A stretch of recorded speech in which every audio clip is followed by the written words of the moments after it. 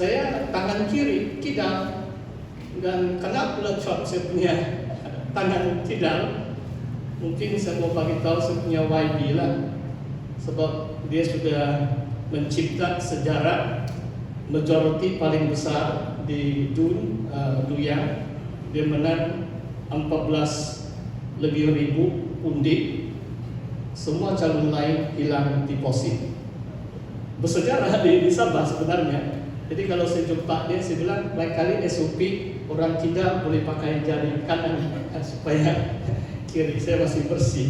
Haleluya. Saudara saya kasih dalam Tuhan, saya rasa kita sudah masuk dalam satu era yang baru, Sabah baru, dan mana tahu waktu kita selesai ibadah atau tengah hari ini sudah ada kerajaan yang baru angkat sumpah di hadapan Tuhan yang terutama TYT di istana tengah hari ini. Saudara yang saya kasih dalam Tuhan, mari kita lihat dalam firman Tuhan. Saya mau menuliskan dalam suratan Paulus kepada jemaat di Efesus. Sebenarnya karena saya tahu hari ini baru belum sampai satu hari selepas pengundian, saya tertanya-tanya dan berdoa bagaimana saya dapat menyampaikan firman Tuhan hari ini. Dan ada baik saya meneruskan sejak dari suratan Efesus bab yang kedua. Saya mau baca dulu, baru saya akan memberikan judul perkongsian firman Tuhan pagi hari ini. Efesus bab yang kedua dari ayat 1 sampai ayat 10. Bunyi firman Tuhan, kamu dahulu sudah mati karena pelanggaran dan dosa-dosamu. Kamu hidup di dalamnya karena kamu mengikuti jalan dunia ini. Karena kamu mentaati penguasa kerajaan angkasa, yaitu roh yang sekarang sedang bekerja di antara orang-orang durhaka. Sebenarnya dahulu kami semua juga terhitung di antara mereka. Ketika kami hidup di dalam hawa nafsu daging dan menuruti kehendak daging dan pikiran kami yang jahat. Pada dasarnya kami adalah orang-orang yang harus dimurkai sama seperti mereka yang lain. Tetapi Allah yang kaya dengan rahmat, oleh karena kasih-Nya yang besar yang dilimpahkannya kepada kita, telah menghidupkan kita bersama-sama dengan Kristus. Sekalipun kita telah mati oleh kesalahan kita, oleh kasih karunia kamu diselamatkan. Dan di dalam Kristus Yesus, Ia telah membangkitkan kita juga dan memberikan tempat bersama-sama dengan Dia di surga, supaya pada masa yang akan datang Ia menunjukkan kepada kita kekayaan kasih karunia-Nya yang melimpah-limpah sesuai dengan kebaikan-Nya terhadap kita dalam Kristus Yesus. Sebab karena kasih karunia kamu diselamatkan oleh iman. Itu bukan hasil usahamu, tetapi pemberian Allah. Itu bukan hasil pekerjaanmu. Jangan ada orang yang memegahkan diri, karena kita ini buatan Allah, diciptakan dalam Kristus Yesus untuk melakukan pekerjaan baik yang dipersiapkan Allah sebelumnya. Ia mau supaya kita hidup di dalamnya. Saudara, saya petik dari ayat 10 sebagai judul perkongsian firman Tuhan hari ini, yaitu melakukan pekerjaan baik yang dipersiapkan Allah sebelumnya. Melakukan pekerjaan baik yang dipersiapkan Allah. Ini adalah tema yang kita akan bahaskan. Cuma saya mau menguraikan dari ayat yang pertama. Saudara perhatikan kalimat-kalimat Rasul Paulus tentang kehidupan manusia sebelum mereka percaya Tuhan atau diselamatkan, bahwa kamu dahulu sudah mati. Bukan maksud secara literal atau harfiah, sebab orang tidak mengenal Tuhan pun masih hidup. Apakah maksudnya kamu dahulu telah mati? Kalimat yang seterusnya memberi pengertian bahwa orang mati karena pelanggaran dan dosa mereka. Maksudnya mati rohani.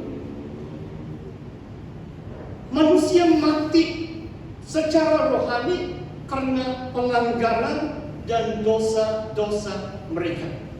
Dan Paulus memberi peringatan kepada jemaat di Efesus bahwa dalam ayat yang kedua, kamu pernah hidup di dalamnya.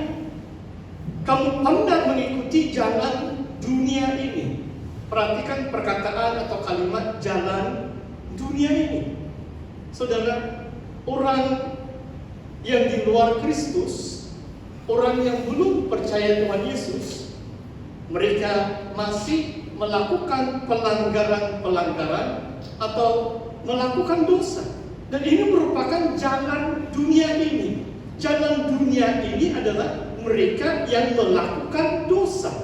Jalan dunia ini menentang Allah, menentang kehendak Allah.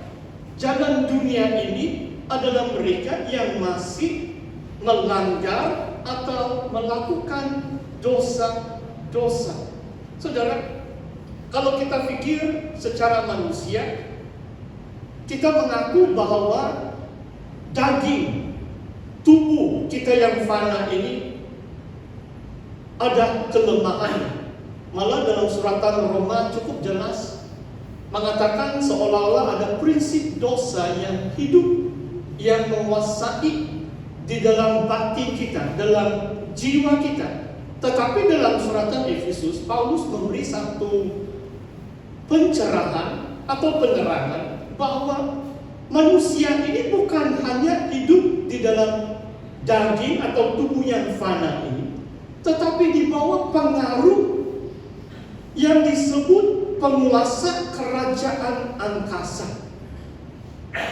Manusia seluruh dunia di bawah penguasaan roh yang sekarang sedang bekerja di antara orang-orang durhaka, orang-orang yang menolak Yesus Kristus, yang tidak mau percaya kepada Tuhan. Mereka di bawah suatu kuasa, malah disebut di sini adalah penguasa kerajaan angkasa. Nama penguasa ini kita kenal dalam Alkitab adalah si iblis, syaitan. Perkataan Satan atau syaitan dalam bahasa Ibrani-nya artinya adalah yang membantah, yang menentang. Iblis ini adalah yang menentang Allah, adversary. Apapun yang Allah inginkan, dia adalah pemberontak. Dia menentang kehendak Tuhan. Maksudnya saudara, orang yang mati dalam pelanggaran dosa mereka, yang menuruti jalan dunia ini. Jangan kamu pikir hanya daging atau tubuh ini secara manusiawi yang menguasai orang-orang seperti ini. Tetapi ada roh-roh di udara yang dikuasai oleh penguasa kerajaan angkasa yang masih bekerja sampai saat ini di antara orang-orang durhaka. Maksudnya saudara, firman Tuhan ini mengajak kita dan mengajar kita supaya menilai manusia, kita menilai sesama manusia bukan hanya dari luaran, tetapi ada kuasanya, ada penguasa di udara atau angkasa. Yang percaya Yesus kita dipimpin oleh roh yang dari Allah, Roh Kudus. Yang tidak percaya Yesus, yang menuruti jalan dunia ini, dipimpin atau dipengaruhi oleh penguasa di udara.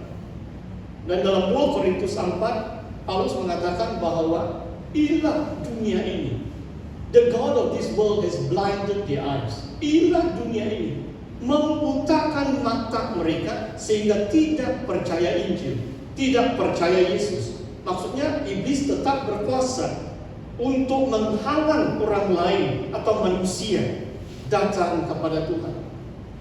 Dalam kitab Injil, Yesus pernah mengatakan seperti ini. Bila orang kuat itu datang, Dia merampas harta milik. Orang kuat yang Yesus maksudkan adalah Tuhan sendiri. Yang dirampas milik itu dari satu orang kuat juga yang disebut iblis. Maksudnya Tuhan itu lebih kuat. Jiwa manusia itu di bawah genggaman tangan kuasa iblis. Tetapi juru selamat dunia ini, Tuhan Yesus Kristus, lebih berkuasa, lebih kuat. Dan dia dapat menyelamatkan manusia dari genggaman atau belenggu kuasa-kuasa kegelapan. Saudara, saya mau terus membaca ayat yang ketiga. Sebenarnya dahulu kami semua terhitung di antara mereka. Ketika kami hidup di dalam hawa nafsu daging, menurut kehendak daging dan pikiran kami yang jahat. Inilah maksudnya hidup menuruti jalan dunia ini atau melakukan pelanggaran dosa. Hidup di dalam hawa nafsu daging dan menuruti kehendak daging dan pikiran yang jahat. Saudara, dalam kemanusiaan kita pun kadang-kadang manusia boleh kelihatan baik. Mungkin ada pekerjaan yang baik secara amal, perbuatan yang baik, tetapi di dalam belum pasti. Adakah hatinya bersih atau bagaimana? Sebab Paulus mengatakan bahwa pikiran manusia yang jahat bukan hanya perbuatan hawa nafsu atau kedagingan, tetapi menuruti pikiran yang jahat. Kadang-kadang dalam pikiran, dalam akal budi kita, itulah kita perlu berwaspada supaya tidak izinkan pikiran-pikiran yang tidak baik menguasai kita. Bukan hanya hawa nafsu, kalau secara seksual, bukan saja ketamakan uang dan sebagainya, tetapi kadang-kadang kita memandang atau menghina orang lain, memandang rendah kepada bangsa-bangsa lain. Itu merupakan pikiran-pikiran yang jahat. Sedangkan Tuhan mengajar kita mengasihi sesama manusia. Bagaimana mungkin kita mengasihi orang lain dan mengasihi sesama manusia bukan hanya orang yang beriman atau saudara seiman. Mengasihi sesama manusia adalah merangkumi semua manusia. Yang belum mengenal Tuhan pun kita harus kasihi mereka. Bahkan dalam khotbah Yesus di atas bukit, Yesus mengajar murid-muridnya mengasihi musuh-musuh kamu. Love your enemies. Wah, saya rasa kalau bukan tertulis di dalam kitab Injil, macam ajaran Yesus sukar untuk dipercayai, kan? Tuhan Yesus mengajar, dan saya masih ingat yang saya pernah berdialog dengan seorang ahli agama di University Malaysia Sabah, UMS. Sebenarnya 2 kali saya ada ini satu penghormatan juga, saya diundang mewakili gereja atau umat Kristen, dan yang kali pertama itu saya berbahas dengan seorang ulama, dia scholar, dan saya masih ingat waktu sesi soal jawab ada satu pertanyaan. Dia bilang, apa pandangan kamu Kristen tentang ini keganasan?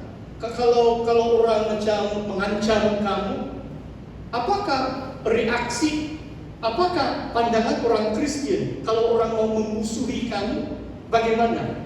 Saya ingat yang saya petik bukan perintah Tuhan mengasihi musuh-musuhmu. Yang saya petik ayat itu, saya katakan Tuhan Yesus pernah mengajar, kalau ditampar pipi kiri, berilah pipi kanan.